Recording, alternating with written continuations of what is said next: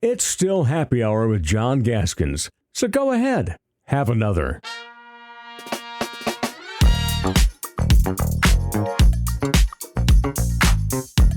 Well, let's hear from the Dean of Missouri Valley Football Conference coaches. I can already sense him over here laughing about that. The old guy. He insists we call him that, the Dean of Missouri Valley Football Conference coaches. Brock Spack, in his 18th year at Illinois State, took the Redbirds all the way to the national championship game last year for the second time in his career, and it's great to have him at MVFC Media Day here at the Pentagon in Sioux Falls. And look, you're going to be asked a lot about going all the way to the national championship game, perhaps about NIL, not the Bison not being in the league. I'm sure you just were by our friends and neighbors. I just want to hear some Joe Tiller stories. Can Love you, to tell you do some that Joe for me? Yeah, give me. What are you looking for? I mean, Joe Tiller, to me, is one of the most, first of all, successful, considering where he did all his great work, Wyoming and Purdue, best coach in Purdue history, and one of the more interesting, to me, colorful coaches. I mean, he just made watching football fun, and you were along for the ride for a lot of it, right? Yeah, I knew Coach since, I played for him my senior year in '83. That's right. And then I went and played pro football briefly, got cut, came back, and they kept the GA job open for me because they probably knew I was going to get cut. Yeah. And thought, we'll keep one open and just in case. And I got the I was a graduate assistantship under him, and then went to Wabash College and went to for a season in Eastern Illinois when they were in the league back when Coach Spoo, and then Coach hired me at Wyoming after a 4-year stint at Purdue as a linebacker coach. So he was an unbelievable person in that he has a great sense of humor, and he's a man's man, and he is so witty, and guys would leave a staff meeting. He goes, "Was he serious?" And I go, "Yeah." I would kind of interpret it for him. Yeah, he's pretty serious about that. You might want to change what you're doing, or he said no, he didn't care. So he handled everything with humor and sarcasm. Yeah. And I remember one time thinking of a Tiller story is. I said, Coach, sarcasm is kind of a poor way of motivating sometimes. He looked at me and goes, "Worked for you, doesn't it?" Hard to argue it. On you. Yeah. I mean, 10 bowl seasons in 12 years at Purdue, which is just a really, as everyone knows, is a really tough place to win big. Yeah. And he did it with the famous basketball on grass, and Drew Brees as his quarterback in the 2000 Rose Bowl.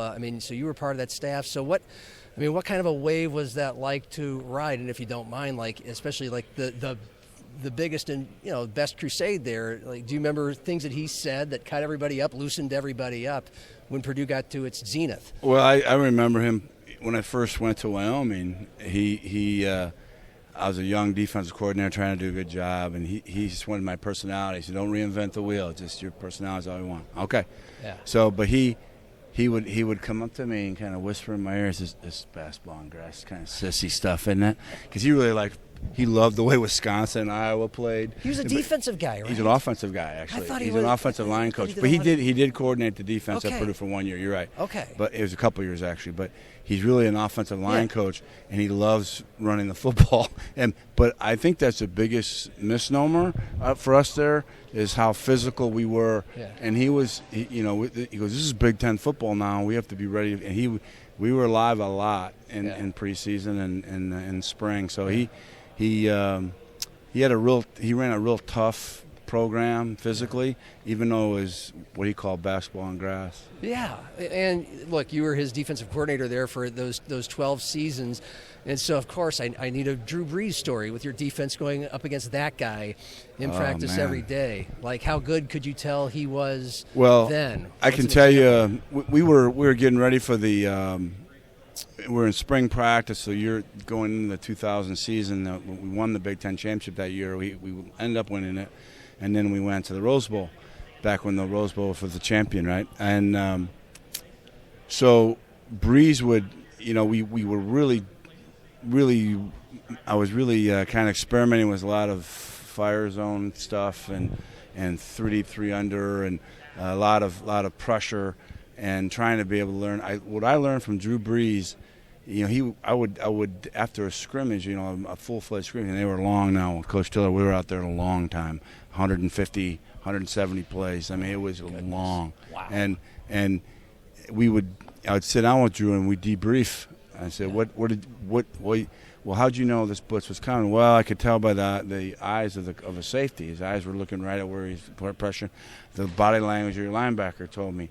And I said, interesting. And I said, how did you get fooled? I said, well, you were in the exact same stance and the exact same. So I learned so much about how disguising coverages and pressure by having to play him every day in practice. But then to debrief a guy like that and run 80 plays at him in a scrimmage, it really helped us. And we had a young defense. We had 5 freshmen that played. Some were redshirted guys, but we had 5 freshmen, 7 freshmen that played on that defense and went to the Rose Bowl. And without his help, basically, play against him, it really made us better.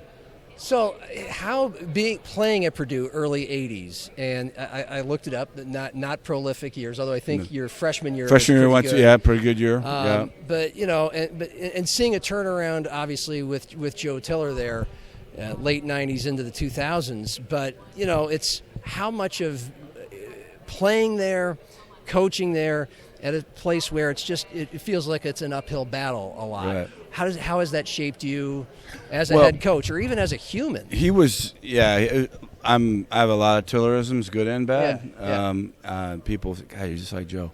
I said, well, I've been around him for 20, 30 years now. But he was, I think how he separated himself is he would, he had a way of doing things, and that's the way we're going to do it. And he was about physicality as much as you didn't think that with the style of offense we had. We rushed for 300 yards on Michigan the year we went to Rose Bowl. Everybody talks about Breeze. Yeah, he had a great game too, but we rushed the ball for 300 yards when Michigan was, and they're still really good, but they were really good, and they just come off a national championship game. So he had a way about him, and he was, he didn't.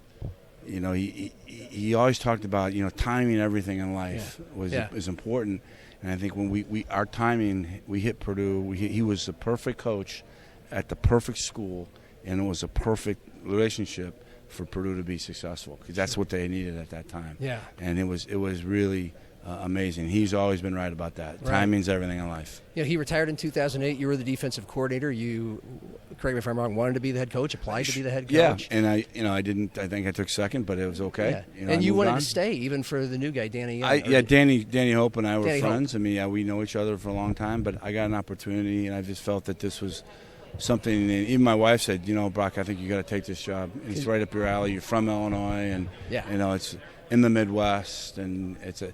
I had my eye on Illinois State for a long time because when I was in the league before with Eastern Illinois, we played Illinois State, and I always kind of scratched my head why these guys weren't a little bit better.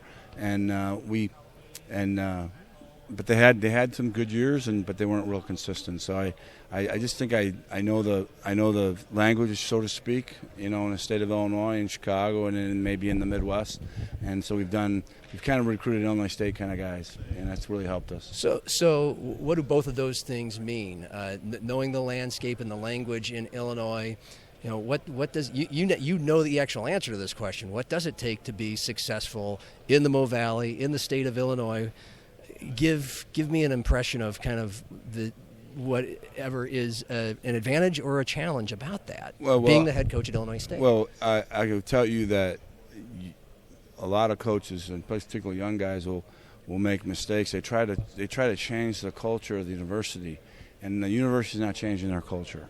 So you have to recruit players that match the culture of the university. Whether it's Purdue is engineering, so you had to find these guys who are really technical and but also really good players.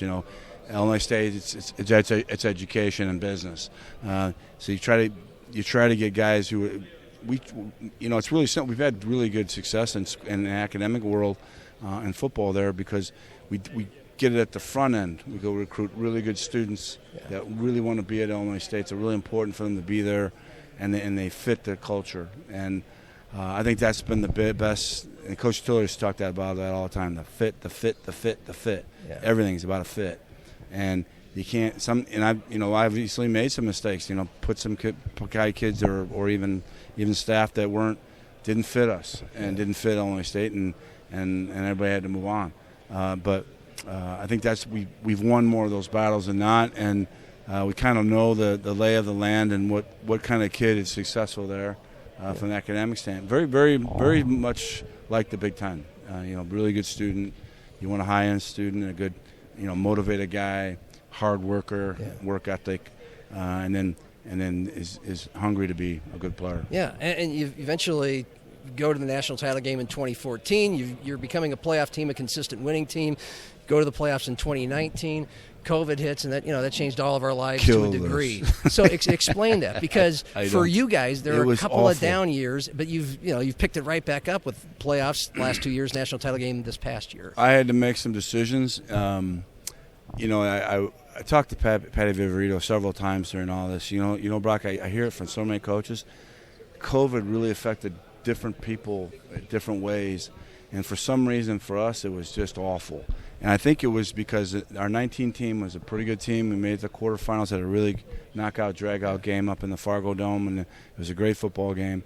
And we had everybody coming back. We had a great defense, we had a good quarterback, and he didn't get to play in the playoffs the year before. So everybody, I thought the 2020 team was really good. Well, they're all seniors, and they didn't get a chance to play. So what we do, we go transfer and go play if you can, and I'll help you. And so we lost a lot of those guys, and so some of those guys got their year back, that didn't move at other schools, and so there's some schools benefited from it. We did not. We lost all our guys because we tried to help them find a place to play their senior year. So what I decided then, I said we built up a lot of collateral. We've had some good years. We're going to do this really. We know how to do this. We've rebuilt the program several times. Now we're going to do this right and get the right kids in here, and then we'll go back to the national championship game. I think our way is the right way at Illinois State. Yeah. So we get it. You kind of described what that way means, but for you personally, I understand you signed a contract through the end of next season, 2027. But as you guys were going on this wild ride throughout the playoffs and reaching the championship game in Nashville, some were wondering, well, win or lose, maybe this would be the perfect time for Brock to ride off into the move sunset. On. What I'm sure you heard get a young stallion. Were people asking you about that? They still ask me. Did you consider it at all? No. And I feel sheepish bringing that up. No, it's okay, but it's a good question. It's a fair question. I would tell you it's every year now. It's year to year, and and I don't. I've had opportunities to do some things along the way. I hate to move. My wife and I love the area. Our children don't. My son lives in the area. He went to Illinois State. My daughter and her husband live up in Victoria, Minnesota. But he's a. So our family, but they love to come to Bloomington Normal. We live in a nice home. We have a nice community. Everybody's, a lot of move-ins because of State Farm and Country companies. There's a lot of, moving around, and but I didn't like moving, and I just we were very happy with our life, and my wife finally found something that, when you're a coach's wife, you kind of follow the husband, and not kind of, you do, and now she found something that she really enjoys, and she works for Special Olympics Illinois, which is their home office is right there in Illinois, and she loves it. It's a great organization, great cause, and then she likes to sell homes a little bit on the side. So our lives are we don't want to settled. We're settled in, and we're just not interested in moving on. Well, obviously, and you have a hunger to keep coaching football. So what made it a no-brainer to come back after that run? And you lose a great quarterback in Tommy Rittenhouse and a great receiver who's with the Houston Texans right now. Pretty good. Stop quits. Thank you. So what was your driving force this year? What is your driving force this year? You got two guys here. They're a very good representative of who our team is, both B+ students and hard workers, tough guys. Yeah.